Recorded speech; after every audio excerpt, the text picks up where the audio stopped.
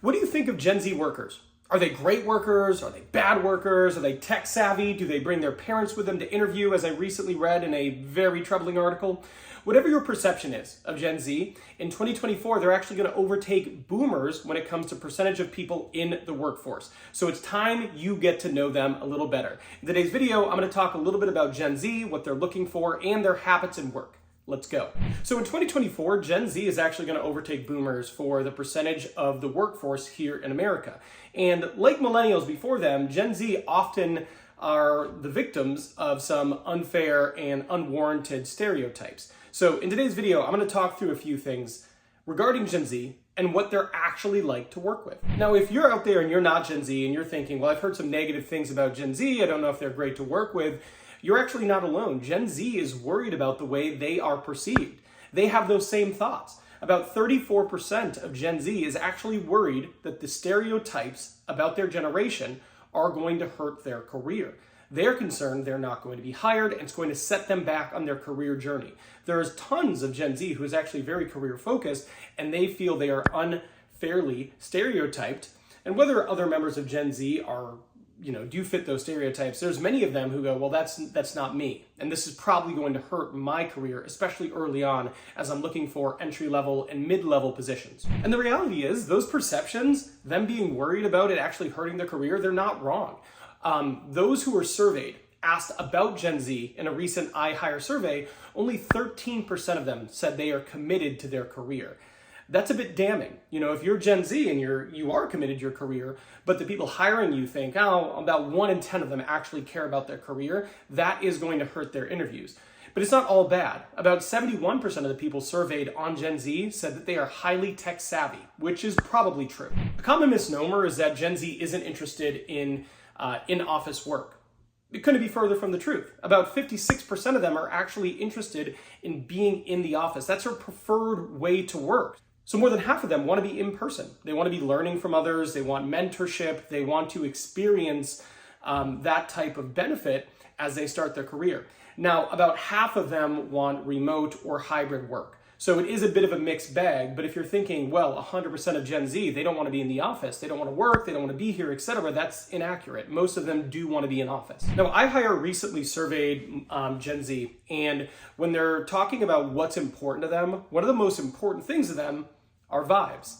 And by vibes, I mean office culture. What is it like to work there? Is it a good place to work? Do they feel they are included? They feel emotionally safe? Do they feel like they aren't discriminated against? That's actually really high on their list. About 82% said that is a significant factor when it comes to choosing a place to work. So if you're looking to hire and retain Gen Z, it is clear that they have to feel like they are involved in an inclusive environment in which they are not discriminated against, which is like, yeah, of course, who wouldn't value that? Now, behind vibes, another thing that was really important to them is actually flexibility.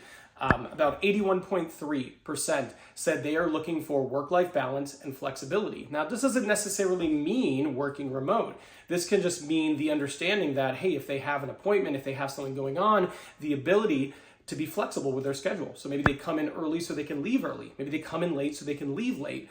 But flexibility is something that is really important to them. They saw their parents be slaves to a job, deal with rigid schedules in which they didn't have flexibility, and for them, well, they want to push back on that. Flexibility is highly important.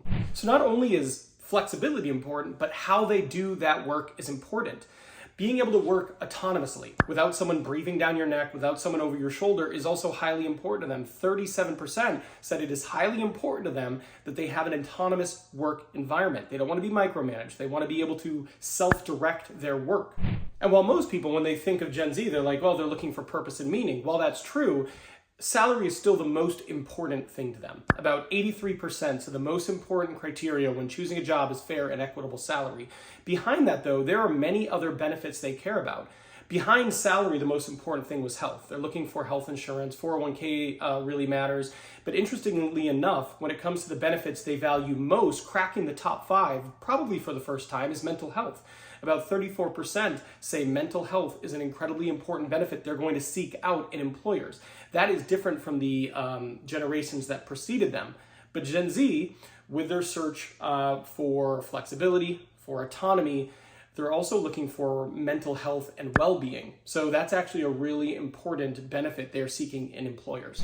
One of the things that Gen Z is going to have to deal with that generations that preceded them didn't have to deal with was AI. About a third of Gen Z is worried that AI will either replace their job or make it harder for them to get a job because there'll be less of those entry-level jobs because companies can do more with less because of AI. And it's actually a really well-founded and warranted concern.